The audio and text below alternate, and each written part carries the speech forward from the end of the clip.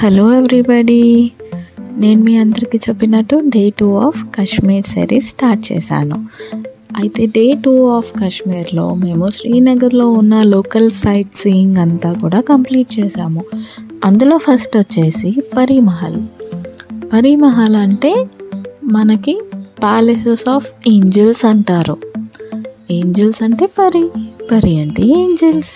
మరి పరీ మహల్ ఎక్కడ కట్టించారు అని అంటే ఇది జబర్వన్ మౌంటైన్ రేంజ్లో ఘాట్ పైన కట్టించారు. ఇక్కడ నుంచి మీకు కనపడేదంతా దల్ లేక్.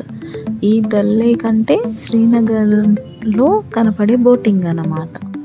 ఆ బోటింగ్ చేసే దల్ లేక్లో మనం చూసేదంతా కూడా అదే అన్నమాట. ఆ దల్ లేక్ చూడటమే కాకుండా అక్కడ స్పాట్ సెలెక్ట్ చేసి కట్టించింది షాజహాన్ యొక్క ఎల్డర్ సన్, అంటే పెద్ద కొడుకు దారా షికో.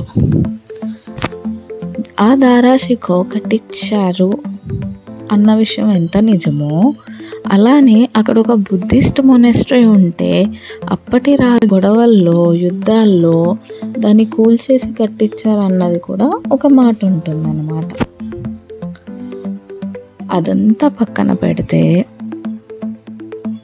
మీరు అక్కడికి నెలలో వెళ్ళినా మీకు ఇప్పుడు మీరు చూసే ఈ అందమైన పూలు, చుట్టుపక్కల ఆ గ్రీనరీ, చల్లటి గాలి, వీటిలో ఎలాంటి మార్పు ఉండదు.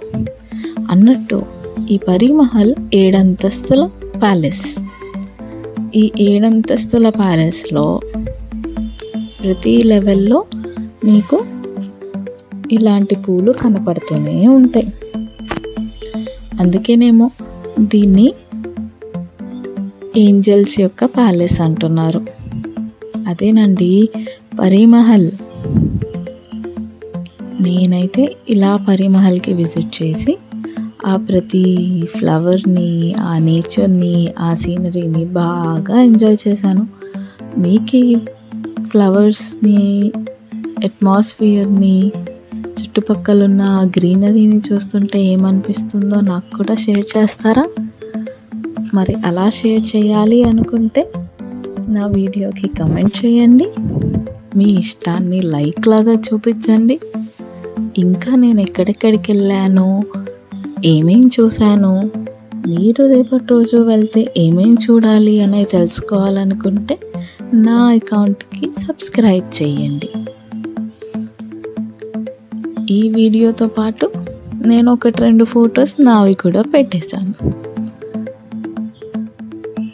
సో మీరు ఈ వీడియో చూసి ఎంజాయ్ చేశారనుకుంటూ పార్ట్ 2 తీసుకురావడానికి ఇప్పటికీ నేను వెళ్ళిపోతున్నాను.